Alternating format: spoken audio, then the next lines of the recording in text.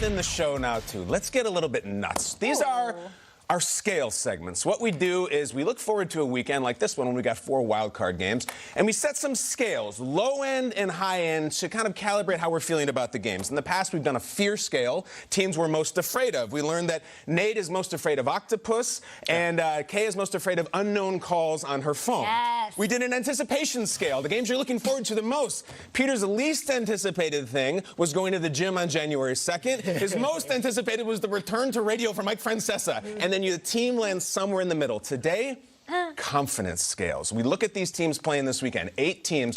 What are the confidence levels we have in them? We're going to set a scale based on our own personal taste and then land the team somewhere from 1 to 10. Nate, you always go nuts in these segments. What do you have for your team and your confidence scale?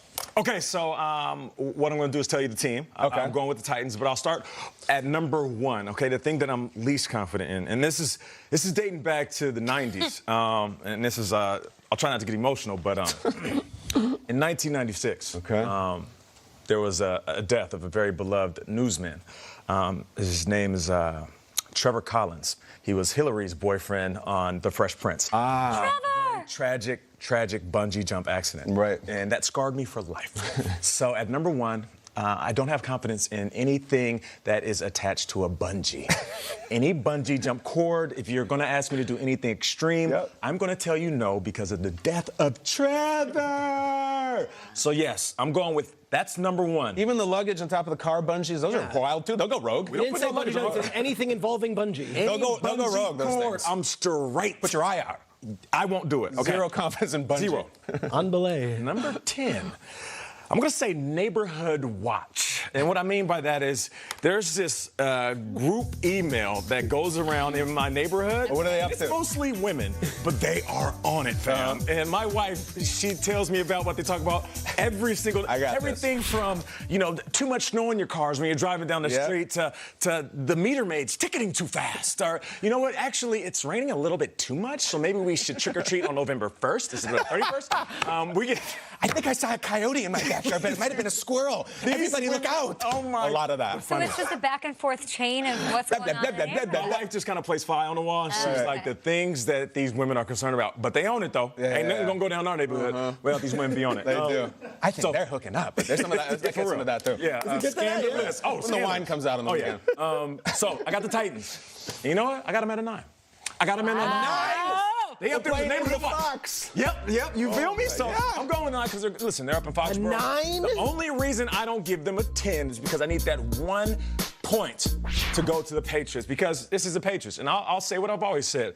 Until you beat them in the playoffs, I can care less what their regular season has looked like. You can criticize them all you want, but it's a different beast when you're playing in January. So I got them at a 9 because they're playing some of the best football out of all the playoff teams. But still, there's just that 1 point where it's like, it is the Patriots in 9 is Foxborough. extremely high. Nate, I love them. Offense, defense, the quarterback's playing well. You got to understand they're all motivated by all these different things.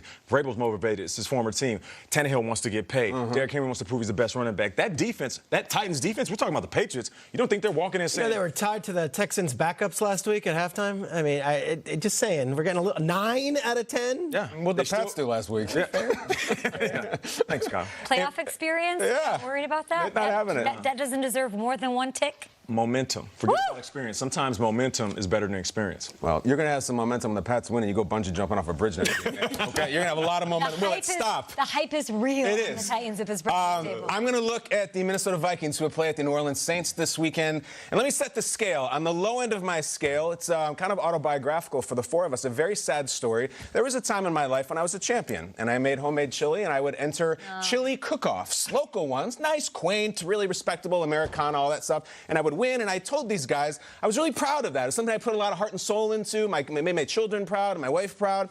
And then one day, we had a chili cook-off on the show. I wore my chili cook-off champion apron, and it was me against 2 staff members. These 3 judged who made the best chili, and we did it on national television. My soul was broken. Yes, thank you. Congratulations. Thank you. I have to say, it was a unanimous decision. Bobby Fischer lost his first chess match. Never the same. It's true. They couldn't find him. disappeared, ran off. I don't know. The answer to the question, it's too fresh. This is you and your Aaron Andrews with me, Dan Quinn, outside the locker room. I'm very hushed tone, very ashen. The guys back there and my line cooks are very disappointed in me. My farm-to-table farmer who gave me the Chipotles, he thought he was going to count on me. We're going to have to reassess and see what we do here. I don't think I've made my last pot, but this loss hurts. It's a tough day for me. I had a lot of my confidence broken. And yet, I look back and I look at the judges that day. Nate's from Canada. What does he know about chili? Kay's never had bacon. And Peter, let's say not exactly a restrictive palate over here. So I honestly think I should have won that thing. However, my chili making confidence is at a 1 right now. I can't even put anything against it at a 1. Maybe so. Off season. And my 10, I'm the best Tecmo Bowl player in the world. Whoa! I pick up that controller. And you are done, my friend. You know, in Good Will Hunting, when Matt Damon's like, Beethoven could just play. When I pick up that stick, you can pick my team. I don't need to be Bo. I don't need to be Walter. I'll be the Vikings. I'll Chris Dolman you all day. Redskins, Charles Mann, anybody. Timmy Smith. I am the best Tecmo player in the world. Take that to the bank. That's my 10. I've never been beaten. You've never lost? Not even close. Wow. No, I did this one.